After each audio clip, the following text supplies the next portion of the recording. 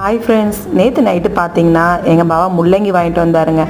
ஒருத்தர் விவசாயம் பண்ணுறாருன்னு சொல்லிட்டு அவர் இயற்கை விவசாயத்துலேருந்து வாங்குகிற முள்ளங்கி இது நாங்கள் விளைவிச்சு விற்றுட்ருக்கோம் நாங்கன்னு சொல்லி வாங்கிட்டு வந்தார். அவ்வளோ முள்ளங்கி 20 ரூபா தாங்க. கடையில் வாங்கினா கூட ஜாஸ்தி சொல்லுவாங்க, இங்கே இந்த மாதிரி விற்கிறவங்க கிட்ட வாங்கினா 20 ரூபான்னு சொல்லி வாங்கிட்டு வந்தார். நேற்று நைட்டு பார்த்தீங்கன்னா 9 மணிக்கு தான் நான் இட்லி ஊற்றவே வந்தேன். நான் உட்காந்துட்டு இருந்தேன் எங்கள் பாவோட. என்ன சுமிதா இன்னும் டிஃபனே வைக்கல அப்படின்னாரு.